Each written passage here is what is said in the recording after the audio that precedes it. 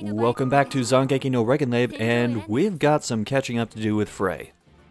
When we last left him, he was on the bridge crossing the Rhine River, and this is the second part of that mission, so it's going to be pretty much the same map. However, if you remember the last time, which it's been a while, so if you don't, I'll give you a refresher. Last time, the mission ended when we got all these soldiers and villagers to the other side of the bridge. Now, for some reason, a bunch of those soldiers and villagers never completely crossed the bridge, and in fact are several hundred feet away up from the end of the bridge with a bunch more giants. Now, this sword that I'm using is kind of different from the others, in that it doesn't have a strong attack that it builds up to. So you can just keep doing these weak attacks over and over and over. So from a DPS standpoint, it's okay, but if you're looking for the strong attack to wipe a bunch of enemies out, not necessarily a good sword. Now the idea for this mission, aside from clearing out these smaller giants, is there will be a series of magicians as you go down the bridge. These are all a fair distance away, so I'm going to try and take advantage of my still having Thor's bow. This isn't going to one-shot these magicians. It usually takes, I think, 3 shots with this, maybe 4, depending on where you hit. So what I try to do most of the time is just get 1 or 2 shots if I can, and then move in and just do the rest of my damage with the sword. It's a short sword, but the range on it is just enough that if you're standing right under the magician, you can still hit them. Something else I should note is that each of these magicians is going to spawn something different. So we have one that spawns just the regular giants, you have one that spawns these worms, which you definitely want to get this magician out of the way as soon as possible, because the worms can lengthen this mission by not just generally being annoying, but they can also get caught behind the sides of the bridge. So if you don't have a long-range weapon that has a quick charge on it, unlike the one that I have right now, or if you don't have a spear or any decently long-range melee weapon, you can end up just having to wait for them to get on your side of the bridge before you can hit them again and end the mission. Because this is the kind of mission where you have to kill everything in order for the mission to actually end. As you can probably guess, I'm trying to go for headshots on these magicians where I can. Because, you know, those extra crystals. But really, these guys tend to regenerate limbs very fast, so if you wanted to farm water crystals off of them, that's also a pretty solid option. Even if you don't have a really powerful long-range weapon or something that can specifically target the head, what you can do is move in and... okay, that counted as headshot, good. What you can do is move in and just start hacking away at their legs. Because if one of those comes off, they'll quote-unquote lose their balance in mid-air. And yeah, we still have villagers coming across the bridge even this far in, so I don't know what their holdup was in the last level. So when you slice off one of their legs, they sort of lose balance and will flip upside down for a little bit. So even if you have a really short-range melee weapon, you can still get shots on the head that way. And another nice thing about Thor's bow is it can go through multiple targets. Pretty sure I pointed that out before, but it bears repeating, because that's incredibly useful for very quote-unquote straightforward linear missions like this, where we have several bad guys lined up like bowling pins. And it looks like this next magician is going to be a little too close for me. With Thor's bow I have to keep backing up a lot, otherwise I usually don't get it to work properly. Now the most ideal thing for this would be if I had something with a strong attack, or like a hammer or something that could deal a lot of damage in a single swing. This weapon's more ideal for if you have an enemy that can attack or deal a lot of damage real quickly, and you need to get in, get some shots, and get out. So not the ideal application for this sword, but I wanted to show it off a bit. While I'm not replaying any stages for this playthrough, this stage in particular seems like a good one to either farm water crystals from taking limbs off of the magicians, because, well, they're magicians, so their defense isn't particularly high, particularly on the limbs.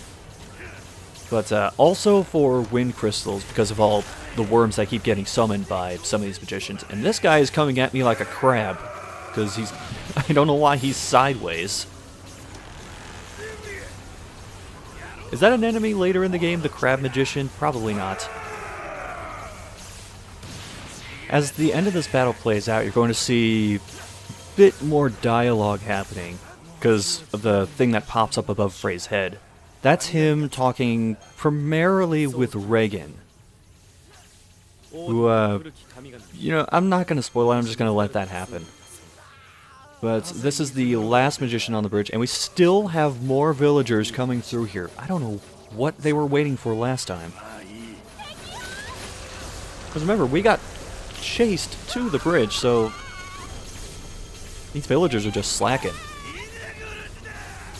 Alright, all the magicians are down, but we have to take care of everything that they spawned as well, which drags the mission out a little bit depending on how quickly you deal with all the magicians. And unfortunately, like I mentioned before, I don't have a very effective mid-range weapon, I guess I should say. So I just have to kind of wait for the worms to fly into position and then slash them with my sword. On the plus side, more wind crystals. Oh yeah, the ship has been blasting the bridge this entire time, but in all the times I've played this mission, I've never actually been hit by any of the explosions. So that's not really a concern.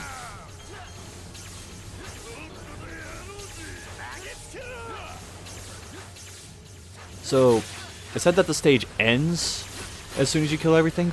Technically not true, because all these giants start dropping. And once this happens and some dialogue plays out, the level ends. It's possible to try and get some extra crystals by quickly killing these things, or lopping off some limbs.